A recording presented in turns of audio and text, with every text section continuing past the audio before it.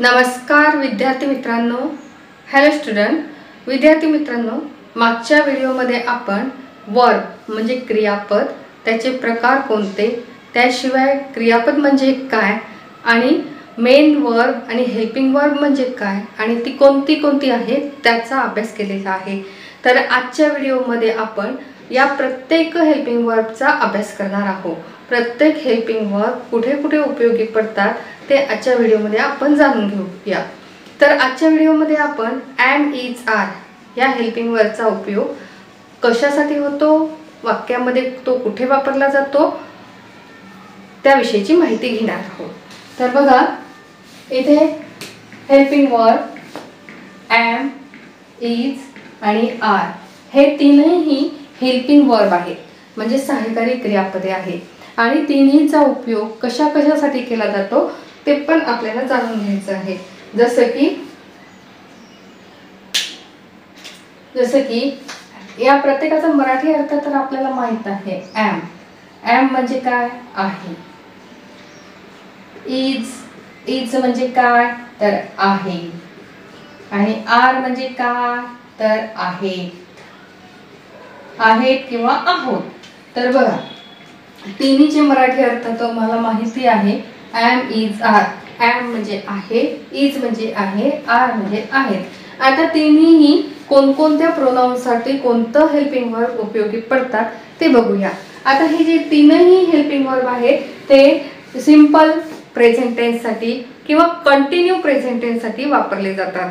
Continue चालू वर्तमान काळासाठी हे तिन्ही सहाय्यकारी क्रियापदे वापरले जातात. जसं की इथे जे प्रोनाउन्स आहेत आय, वी, यू, ही, शी,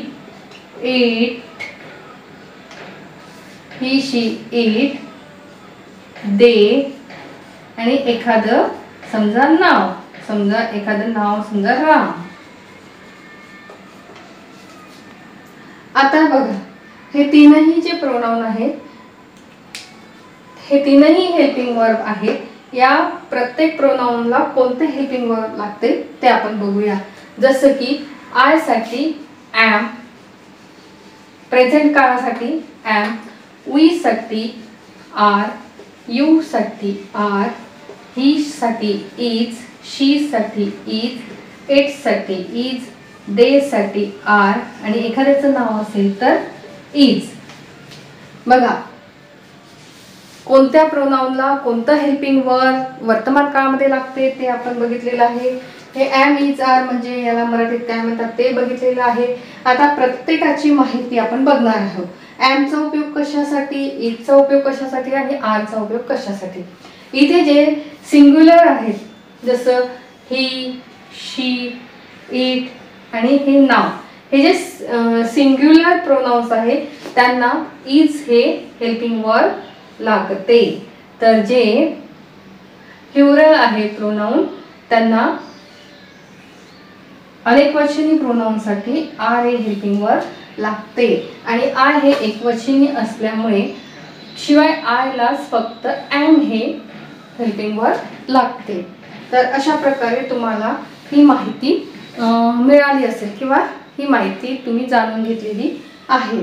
आता प्रत्येकाचा उपयोग वाक्यामध्ये कशा प्रकारे केला जातो ते आपण बघूया. तर विद्यार्थी मित्रांनो, सर्वात पहिले आपण एमचा उपयोग कशासाठी केला जातो आणि तो वाक्य तयार करताना कसा उपयोगी पडतो ते बघणार आहोत. तर बघा, आपल्याला माहितीच आहे की एम इज आर म्हणजे याचा मराठीत अर्थ काय आहे हे आपण जाणून घेतलेले आहे. आता सगळ्यात पहिले आपण एमचा उपयोग हा एकवचनी करता आहे, म्हणजे सिंग्युलर प्रोनाउन आहे किंवा सिंग्युलर सब्जेक्ट आहे. तर इथे कोणते उपयोग आहे तर साध्या वर्तमान काळासाठी गुण आणि स्थिती दर्शवण्यासाठी एमचा उपयोग होतो. गुण आणि स्थिती म्हणजेच एक्झाम्पल दिलेलं आहे आय एम क्लेवर. इथे क्लेवर हा गुण आहे हे दाखवण्यासाठी एमचा उपयोग केलेला आहे. I am clever. नंबर 2, चालू वर्तमान काळात एम नंतर क्रियापदाला आयएनजी प्रत्यय लावावे लागते. जसं एक्झाम्पल आय एम स्पीकिंग. इथे स्पीक या शब्दाला ING प्रत्यय लावलेले आहे. म्हणजे ॲमचा उपयोग हा कंटिन्यू प्रेझेंट टेन्ससाठी सुद्धा केला जातो. आपल्यातील गुण आणि क्वालिटी किंवा गुण आणि स्थिती दाखवण्यासाठी सुद्धा ॲमचा उपयोग केला जातो. I am clever, I am happy अशासारखा. त्याचप्रकारे चालू वर्तमान काळासाठी सुद्धा ॲम या क्रियापदाला ING या क्रियापदानंतर ING प्रत्यय लावावे लागते. I am speaking. Number 4, passive voice तयार करताना ॲम नंतर क्रियापदाचे तिसरे रूप घ्यावे लागते. जसं की example, I am given by her. इथे ॲम नंतर क्रियापदाचे तिसरे रूप आलेले आहे. व्हर्बल क्वेश्चन तयार करताना सुद्धा वाक्याच्या सुरुवातीला ॲमचा उपयोग होतो. जसं एक्झाम्पल, ॲम आय क्लेवर. इथे प्रश्न विचारलेला आहे म्हणून ॲम हे सहाय्यकारी क्रियापद पहिले आलेले आहे. तर असे आणखी काही उपयोग आहेत